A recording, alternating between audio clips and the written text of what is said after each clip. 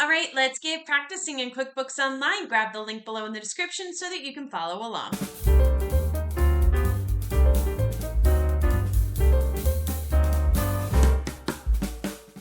All right, here we are in the QBO Gym. And the QBO Gym is a place where we have numerous exercises that simulate real-life scenarios that you may encounter as a bookkeeper.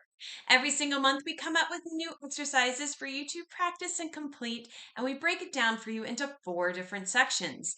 Today, we're going to be working in the December strength training section where we really focus on the features in QBO Advanced. At the top here is an animated video to give you a little understanding of what you're going to be doing for Craig this month. He is our fictitious business owner.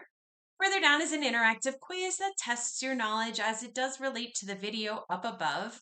Below that are the exercises within this section. And then at the bottom, there is this optional section where after you have completed all of the exercises, we have provided some sample posts that you can use on LinkedIn to share with everybody what you have learned so far. So let's dive into today's exercise where we practice creating a workflow. Go ahead and click on that. And when you do, the exercise will appear for you. I have it already here on the right-hand side so that we can look through the exercise and then practice here on the left side of the screen. So our scenario today is that now that Craig is using QBO Advanced, you can incorporate some things that you've been wanting to do to make things easier. So let's see how we can set up a workflow to send a payment reminder for his customers. To do this, we need to be in the advanced sample company. Now, if you've done some of our previous exercises before, you know that we usually work in the sample company, which is accessed through your own QBOA account. And by the way, if you don't know how to get your own free QBOA account, make sure you click on the link below in the description.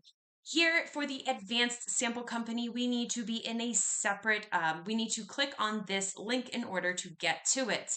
So go ahead and click on the link now. When you do, you'll get this security verification. Click that you are not a robot and then click on continue. When you do that, the advanced sample company will load for you. This is the dashboard. It says that something is not working here. I'm going to click out of these pop-ups. I'm going to go ahead and refresh this page to see what's going on. And there we go. This is the dashboard here.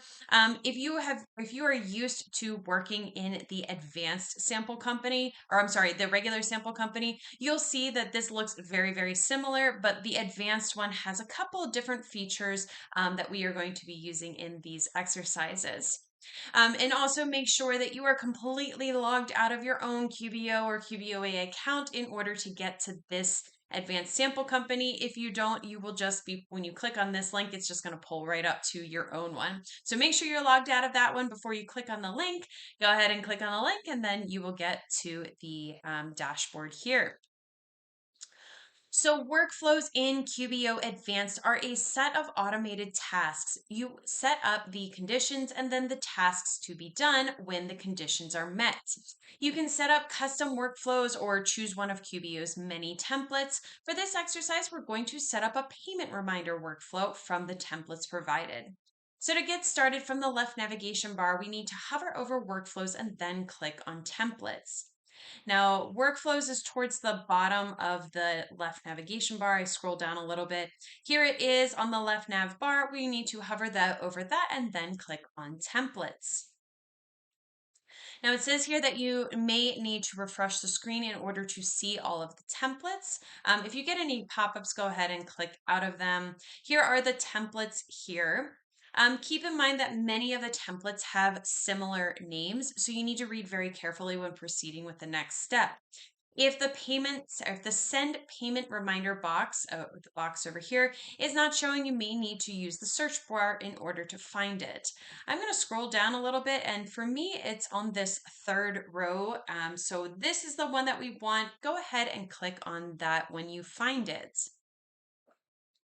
Now, it's important to give the workflow a name so that you can distinguish between the different workflows as you create them. So in the workflow named field, we need to type customer payment reminder. So this one right here, go ahead and type in customer payment reminder. Now, the first thing that you'll need to specify are the actions you'd like QBO to take when the conditions are met.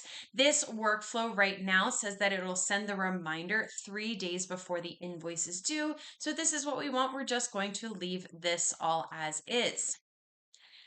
Now we have specified that we want a reminder to go out, but how should this reminder be sent? We have several options right here that we can choose from, but for the purposes of this exercise, we only want to send an email to the customer. So we need to uncheck the boxes that say create a reminder task in tasks and then send a push notification. So uncheck this box right here and then uncheck the one, I'm going to collapse that, and then uncheck the one for send a push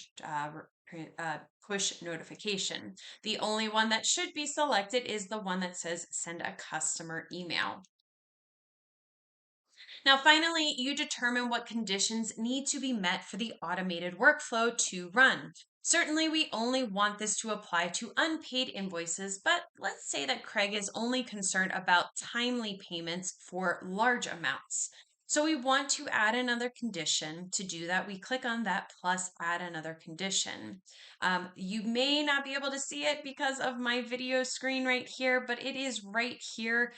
It says, it's a little link that says plus add another condition. Click on that. And when you do, you will see a little pop-up that appears for you. In this select condition field, we want to select invoice balance due. So click on the down arrow and then find invoice balance due. Click on that. We want this, remember Craig had said that it's for larger amounts. So we want to say not less than, but greater than. So select this field and then select greater than. And then in the last field, we want to type 1000. So let's go ahead and click into that. Go ahead and type 1000. You'll note that we cannot actually save workflows in the sample company. In a real life scenario, you would be able to click on save and enable, but again, this is not allowed in the sample company. So just know that if you were doing this in real life, this is what you would want to click next. But since we can't do it, we just want to click on cancel. That is over here on the left side. Again, my video screen is going to be covering it, but it is over here on the bottom left corner. Go ahead and click on cancel. You'll get this little pop-up notification. Go ahead and just click on discard. You would follow those steps if you actually did need to exit out of the workflow that you had created. But in a real life, remember, you would just click on save and enable. You would not do those last two steps that we just did. Now, in a real life scenario, once you have set up your workflows, they will appear in the My Workflows tab in the Workflow Center. So to get to that, you want to, on the left-hand nav bar, you want to hover over Workflows and then click on My Workflows. Again, that is over here on the left-hand side. Hover over Workflows and then select My Workflows. Now, remember, we just canceled out of the one that we just created, but if we were in real life able to save and enable it, it would show up here.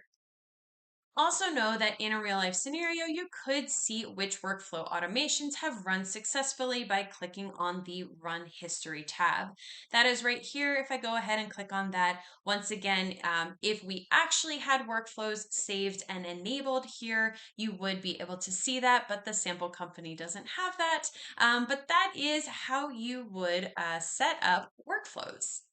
And if you have any questions or want to know more about the QBO Gym, just go ahead and click on the link below in the description. We're moving through the strength training section with our next exercise where we practice managing expense claims. And I will see you in the next video.